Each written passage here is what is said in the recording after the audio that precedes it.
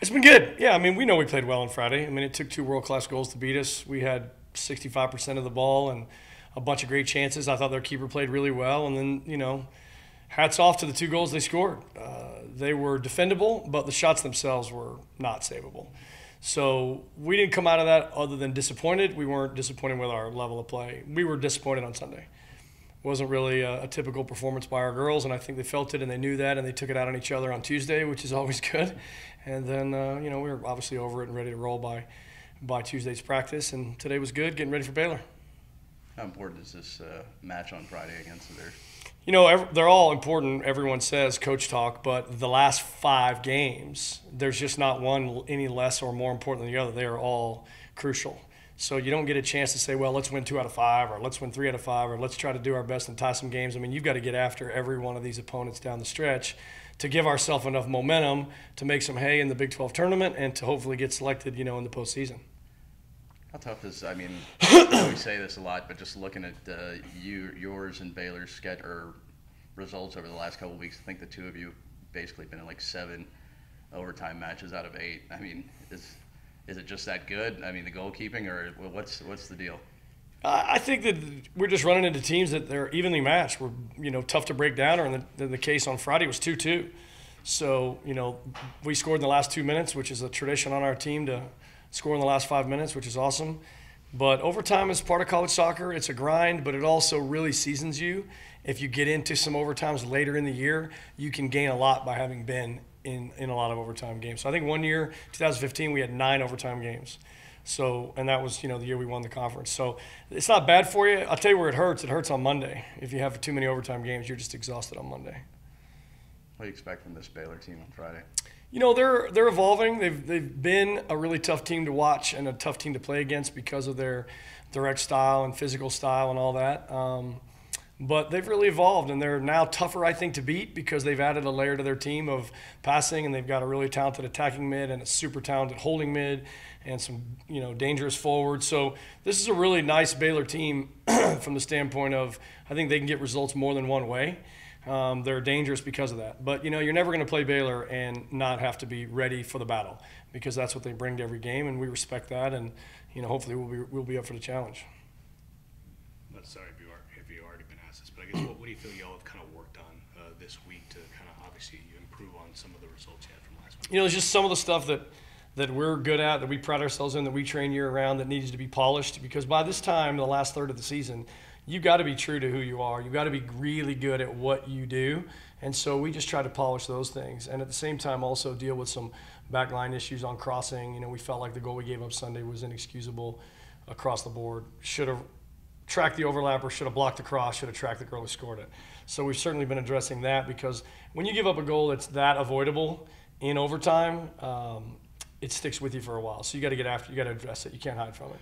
And then just kind of doing a feature on the 2 goalies, I guess. So what have you kind of seen from Marissa? What have you kind of seen from Carissa in terms of what's impressed you so far in terms of just them kind of battling and just kind of really pushing them to be better?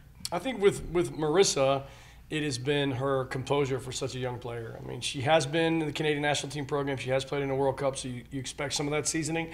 But she's just calm. And the crazier the game is, it doesn't seem to rattle her. So that's been impressive for a freshman. I think in Carissa's part, it's been her overall level that she's had to reach to compete with Lowe last year, and she competed really well with her, and then to be able to earn the nod to start every game so far this season. So she just raised her game over the last 3 years. Her training habits are great. They're both supportive of each other. You got one with a little more experience than the other, but you would never know that from watching Zoo play because she's so calm. Is that kind of an interesting, way that you've kind of had it, and I guess is it just a testament to how much of a team player they are to know that one's playing the first, the other one's playing the second, and they're just kind of obviously accepting their role and kind of making the team that much better? Yeah, I think it's a tribute to the 2 of them. They're not giving into it. I think they both like to get the whole game, but they're supportive of each other. This could totally backfire if they weren't professional, if they weren't, good teammates. But so far they have been, and that's their personality. So yeah, it's working for us so far. He's been honest a lot, but just so we're prepared for Friday, he wants us to do the best we can, and he always says that whenever he's on to us hard, it's because he knows our potential.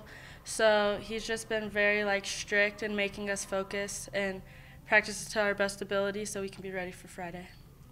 you were inserted into the starting lineup there on Sunday, and I know it didn't quite come to fruition with 3 forwards on the field like you guys wanted to, but what have you guys maybe seen in practice that you like about that lineup with all 3 of you gals on the field?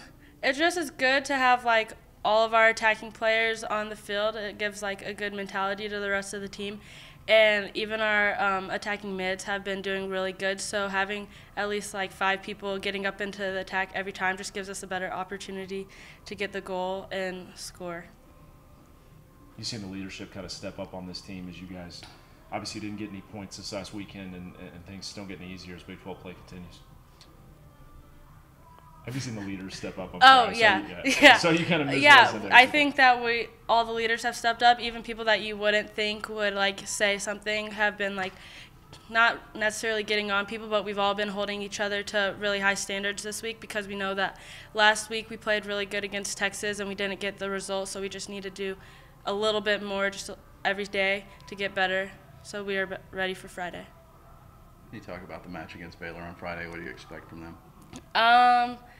We always know how Baylor's going to play. They're going to come out and be ferocious and play us hard, and they like to play a lot of long ball stuff. So during practice, we've just been preparing for that. But we're going to stay to our identity and keep how we play, so we aren't going to fall into the traps that they want us to fall into. Just really competitive and fierce. Like, we know there's still a lot of the season left, and everyone's just ready to fight and not give up. What do you guys expect from this Baylor team this weekend? Baylor has a tendency to be very physical, very direct, and so we're just preparing for that, preparing for their physicality and their style of play. What's been frustrating about the last 2 matches in particular? Just our ability to finish. Like, good to great teams, they have the ability to finish the game, you know, and just the fact that we gave up 2 late overtime goals, you know, it's pretty disappointing, but we're ready to keep going and just keep fighting.